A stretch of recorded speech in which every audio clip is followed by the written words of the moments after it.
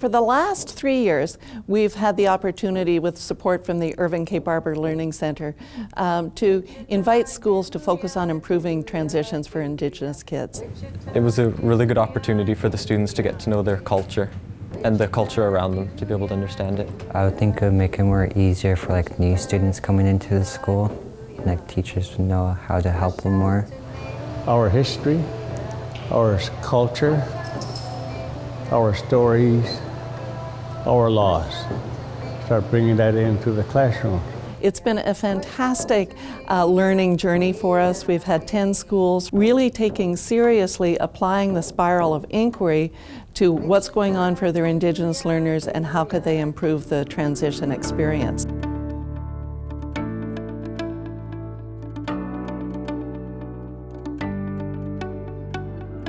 What we decided to do is take a huge risk forward and create a program specifically for kids that didn't necessarily like book learning, but wanted to learn on the land, with their hands, doing cross-curricular work with an Indigenous focus.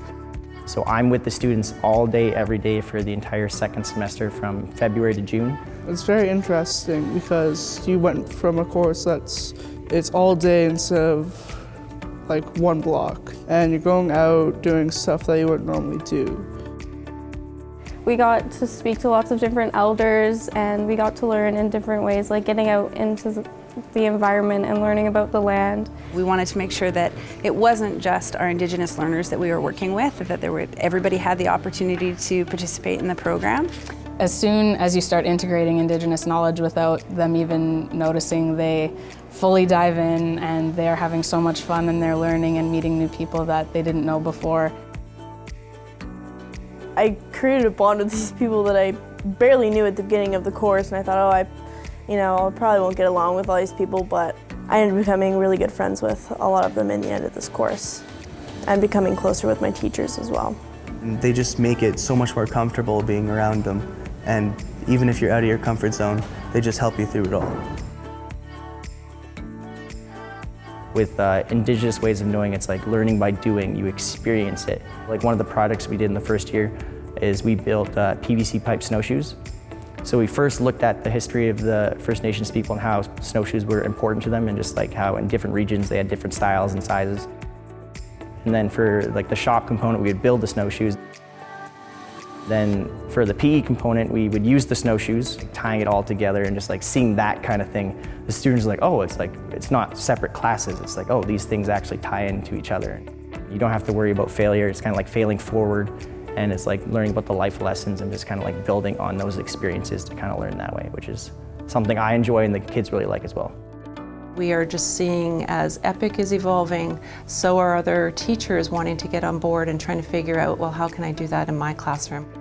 A lot of our teachers are more willing to participate in cross-curricular learning now compared to a few years ago when it was something new. Where we started and where we are now, and we just are constantly evolving, and I think that's very healthy.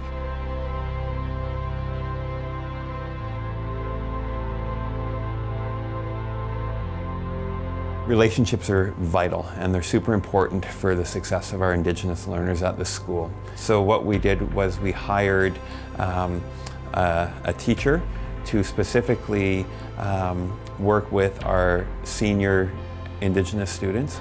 They, at the start of the class, I guess, they kind of got to know everyone, and then based off of that first class, they kind of added on to it, got to know you and what you needed. They ask how my classes are going, and if I'm not doing good, they would ask if I would want to work on with them one-on-one, after school or lunch. We made an effort to report back at staff meetings occasionally, and the way we would report back would be to say relationships continue to be key, central, the belonging piece for our Aboriginal kids. I would think it would make it more easier for new students coming into the school.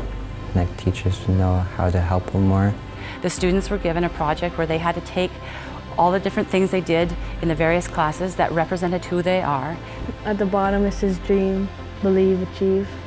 I think that's really good words to live by.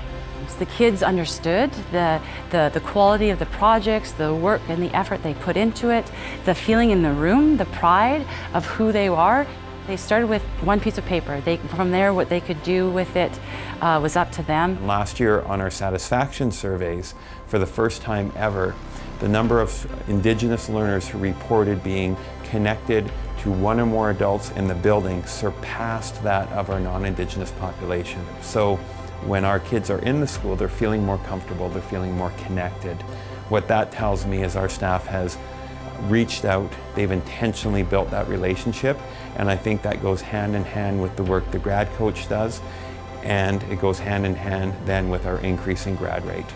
I think it made them aware of how important it is to know who they are and where they're going, and to set goals and have dreams and have aspirations to be successful.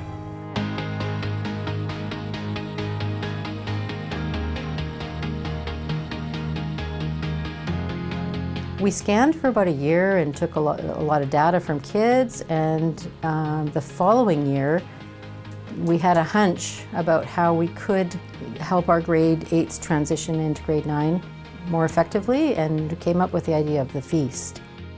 Well, it's a nice introduction to the high school. You'll see people from last year and all that.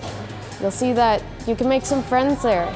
By learning the steps of feasting or the reasons for feasting, and learning that the people who are invited to a feast are special guests that are welcomed with open arms. Transitioning in First Nations culture is definitely a really important thing, like going from one step of life to another, and definitely going from a smaller school, middle school, to high school is quite a big jump. So the feast definitely was honoring that and getting kids comfortable in their new environment.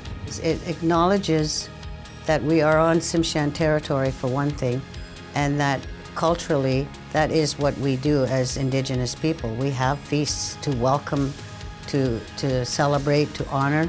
It's not until they're really there that they recognize the emotional element and how the transition feast is really helping them to make that emotional transition from one place to another. So it's significant for them. They came here, they introduced us to the school, and it's, I don't know, made us feel welcome, I guess. There's an Indigenous presence at this school that is celebrated by all. Indigeneity doesn't just belong in the Smalleach class or in the First Nations 12 class, but it belongs everywhere in Charles Hayes. Not only does it make the grade 8s transitioning into grade 9 feel more welcome, it also makes them realize that we are a trilingual school. We teach Smalleach, we teach French, and we are also an English-speaking school. So it really helps them understand that we're not just focused on French and English, but we do acknowledge the First Nation culture as well. In terms of the welcoming feast, like this being the area where it's held, just having those visuals and those words that mean so much to us being present. Students were the ones who actually painted the mural. So it was really cool to see students of all ages within Charles Hayes participate, but they also brought elders in our community to come in and paint it as well. It's bringing our community closer together and our students closer together to us. We're with them for 4 years, so we're their family. So we're trying to establish something right off the bat so that we can push them through and watch them succeed.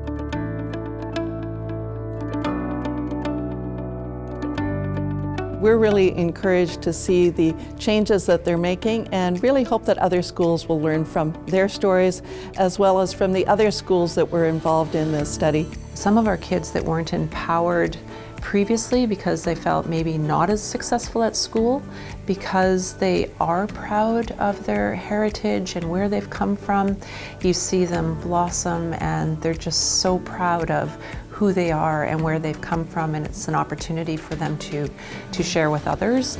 And this is one of the most important things that I see happening in my lifetime.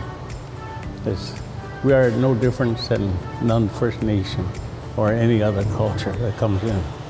We stand together. To me, we lock arms and move forward at the same speed. Wichita, do ya, do ya, do ya. Wichita, do ya day.